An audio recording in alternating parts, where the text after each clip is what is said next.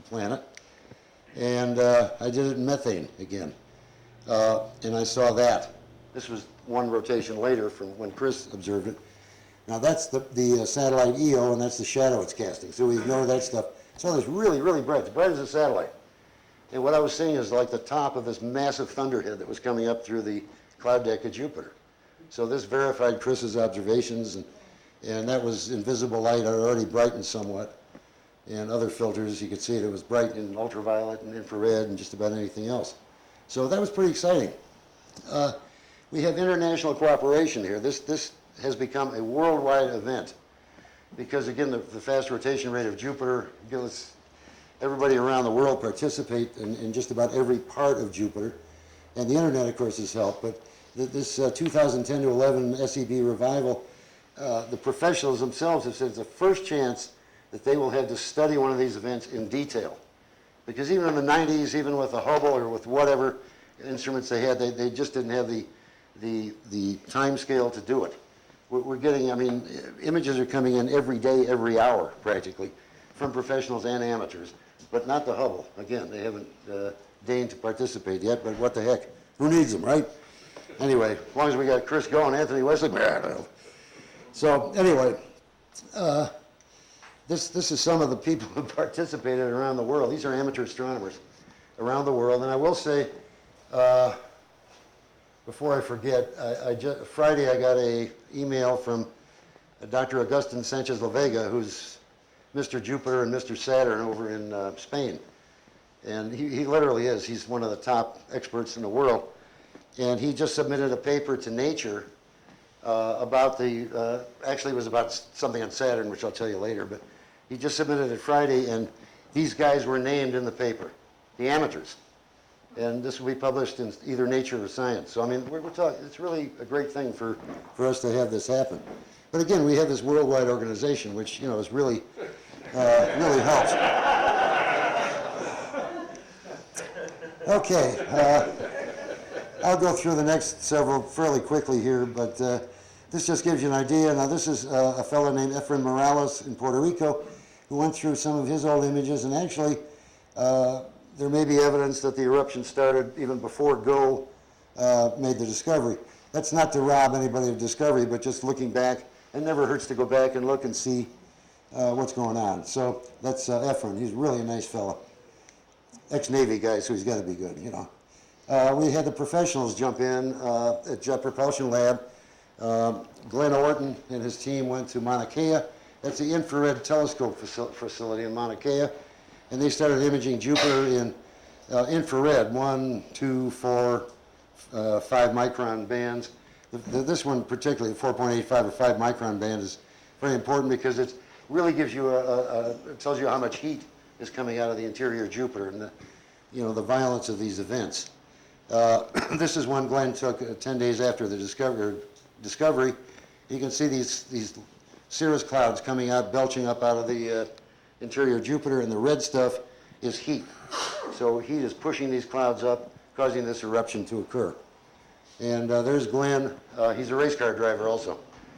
Really cool. I mean, a lot of these guys are really neat. One of them flew combat jets in Vietnam, and he also was a glider pilot. And I mean, they're kind of neat guys. Okay, and this I'll just go real quickly through as what this thing has done. About 10 days later, it started to spread out a bit. That's I forgot what moon that is. Who cares? Io. And now we got 2 eruptive sites. And what happens is that you get this initial eruption of material, and the south belt, the winds are going that way. North belt are going this way. Remember I told you the Coriolis effect, and you get that swirling, and you wind up getting an S-shaped distribution of material. And this is a video that a fellow in Hawaii put together. He's an amateur astronomer, but you can see over a period of, I don't know, what's that, 10 days or so, how that material gets stretched out into an S-curve. And there we are. That's Freddie Willems. That's his setup there in Hawaii. Poor guy. I really feel sorry for him. But again, small telescopes, just doing really, really nice work. Jeff Chester, he put this map together. This is a period of from November 29th to December, what was that, 10th or so. Okay, 10, 11 days. And this shows how this thing is spread out. These are from his images. and how this revival has spread out. And that's him, Jeff, which reminds me of the book, Mounting Your Own Telescope and Other Unnatural Acts. But anyway,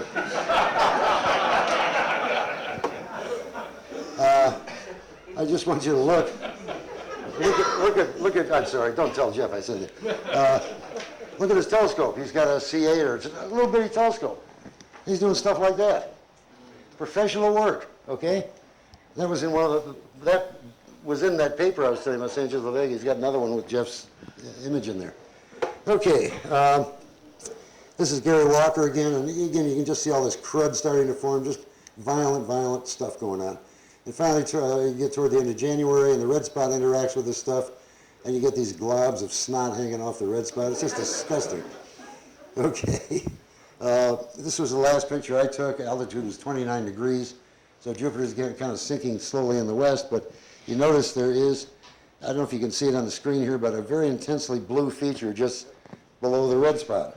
And the good news was that I had contacted Glenn Orton, and he was at the Mauna Kea Observatory also on the 17th. This just gives more detail. On February 17th, and he verified that blue feature was upwelling material from the water layer on Jupiter's cloud deck. So we had a simultaneous observation with a 3-meter infrared telescope and my telescope, which is the 2-inch Tasco I have at the house. Okay, let's move on to Saturn here. It's getting kind of hot. And I love taking pictures of Saturn because it's beautiful and nothing ever goes on Saturn. So being a member of the Association of Lunar and Planetary Observers, we submit reports all the time. Well, Saturn goes around the sun in 30 years. So since, when we were doing drawings and photography, we never saw anything. Every 15 years, you just turn them upside down and send them back, see? So these will be submitted posthumously, but I'm still there, I'm still... Okay, all things do happen on Saturn. This picture actually got me a lot of money. It was in 1990, and this is how things have changed in 20 years. This is with Fujifilm, and this was called the Great White Spot, the Wilbur Spot. Every 30 years or so, in the equatorial zone of Saturn, this big spot erupts. And this was right on schedule, and I happened to get some decent pictures of it. I first saw it, and it was foggy, and I couldn't see Saturn, but I could see the spot. It looked like a Cheshire cat. It was really cool. But again, this was the state of the art in those days. That was before this thing called a webcam came along, or CCD imaging. And that spot is probably seasonal. But since then, since we've been doing CCD imaging, we've been able to get little bitty spots on Saturn, little storms. We've been monitoring them. The amateurs have been monitoring them really for the last 10 years pretty intensively. Here are a couple. If I were a visual observer, even a real good one like Steve O'Meara, I doubt if I'd be able to see those. Or if I did, nobody'd believe me. Okay, but now with CCD imaging, you can say, okay, I'll just take several images and you can see the rotation. These are taken with a 2U cam. So, I mean, it's really incredible what you can do today with your technology. These spots, these little storms that we call, when Cassini spacecraft got there, they said, yo, there's something's really happening here. And these little spots actually aren't real little, because that's about the size of the United States compared to one of them. And there's lightning going on there all the time, tremendously violent lightning storms. So imagine if they were having a winter star party on Saturn, and you look up and think, God, this thing is coming here. Had lightning bolts the size of Nebraska. Whoa. It'd be kind of like the Texas star party. Similar thing. So anyway, this is a source of radio emissions, and there's a radio amateur alert network now. Professional astronomers have got a group of amateurs that they will alert when there's an increase in radio emissions on Saturn, that there's a storm going on, and they got out and image it. And this has been going on, they've had this now about a year and a half. Here's some lightning discharges from Cassini. See these dots in some of these storms on Saturn?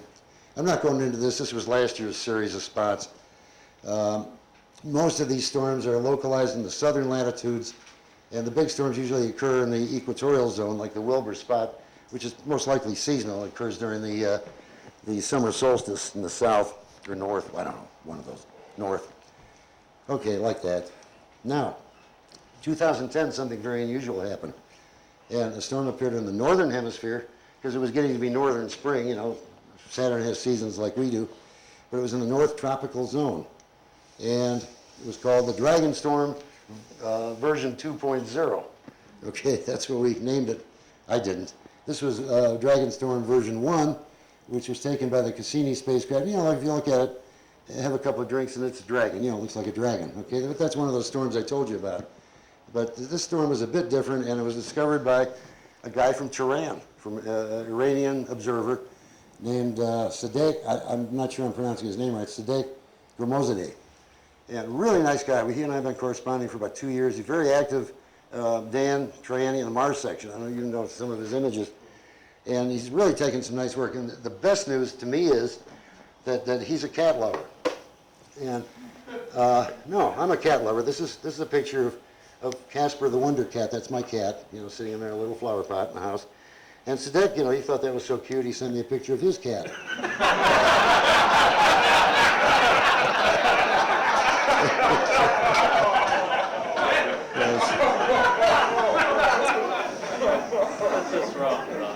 This is wrong, I know. It's very wrong.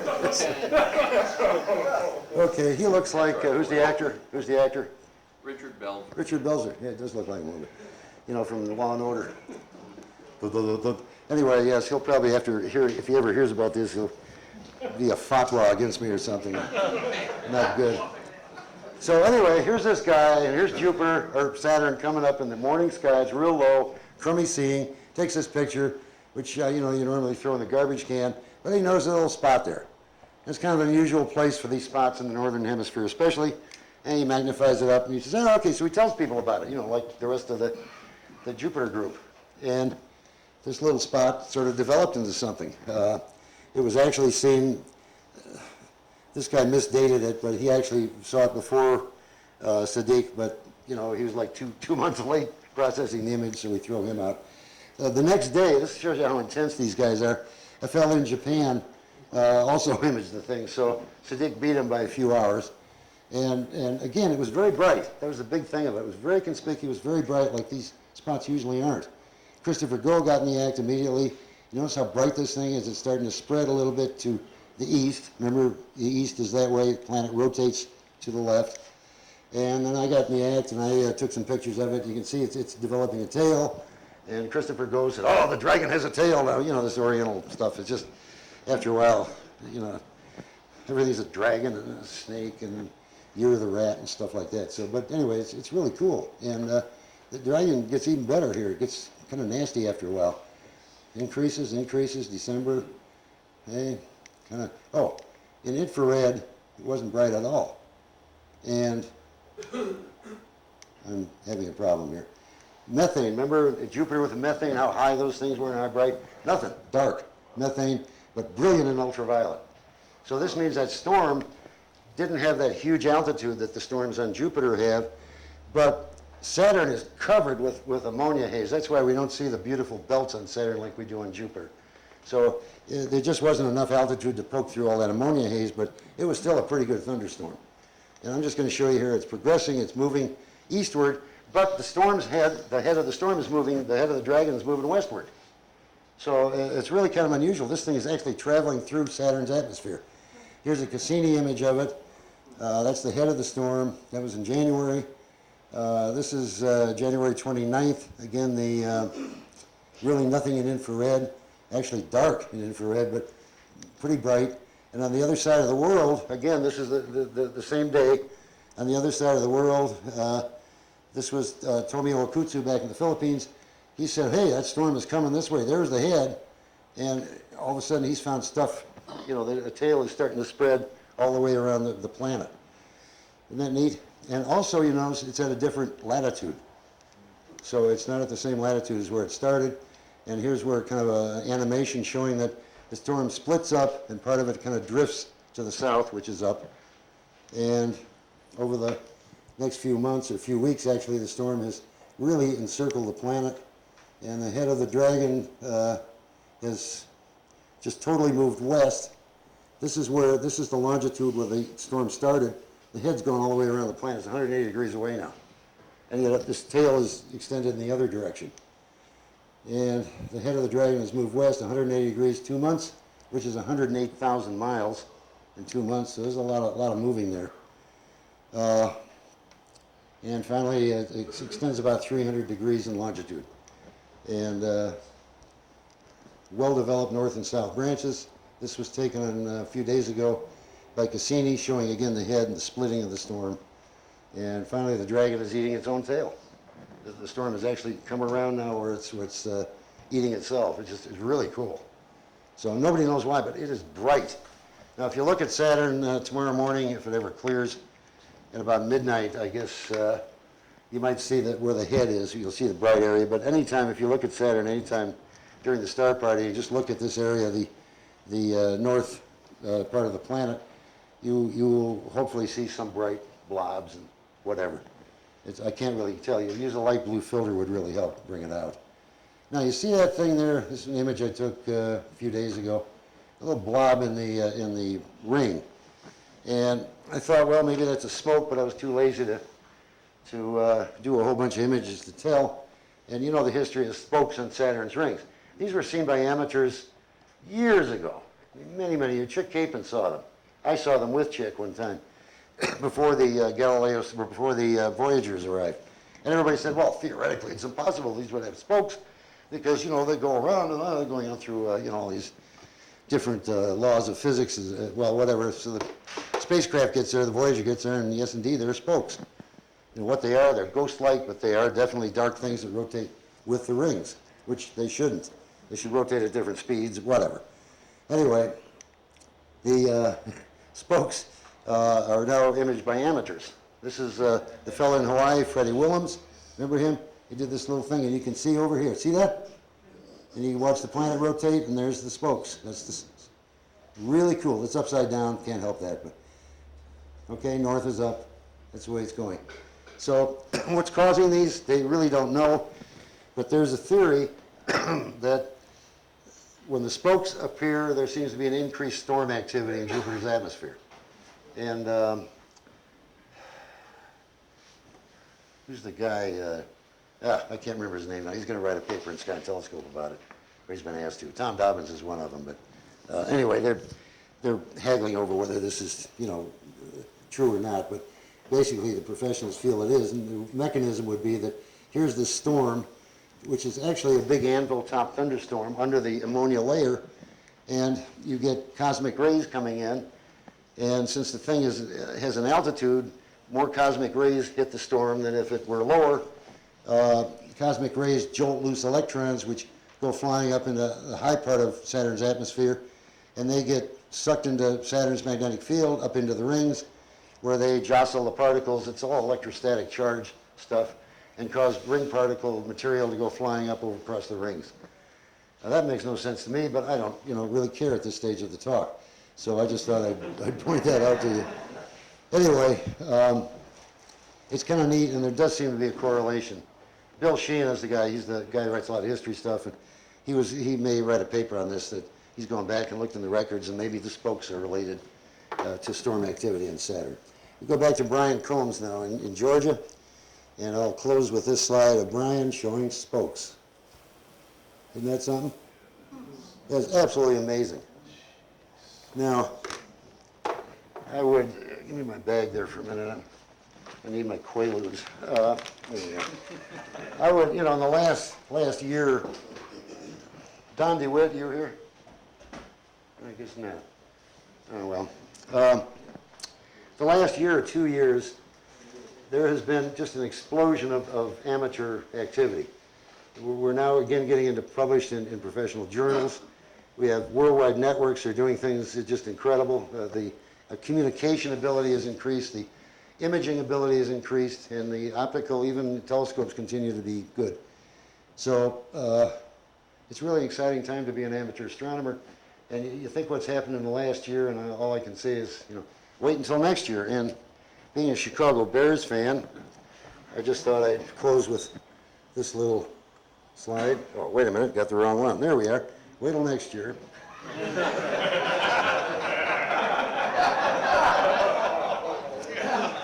Sorry about that. Another guys from Green Bay here. Now, these guys, the guys from Green Bay, Don DeWitt, and I forgot the other fellow. I come in here the other day to register, and they're standing there grinning at me. They're really a great bunch up there in Green Bay, Wisconsin. They're nice guys and a lot of fun. But they had taken, if you go to look at that board, the name of my talk was not Gas Giants. It was something to do with, fat guys, inflatists, and various other things. They changed it. See, and they were standing there.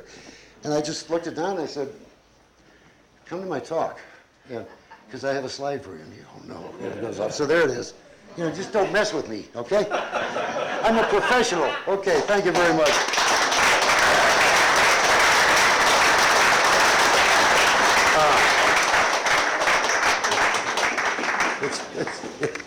It's hot.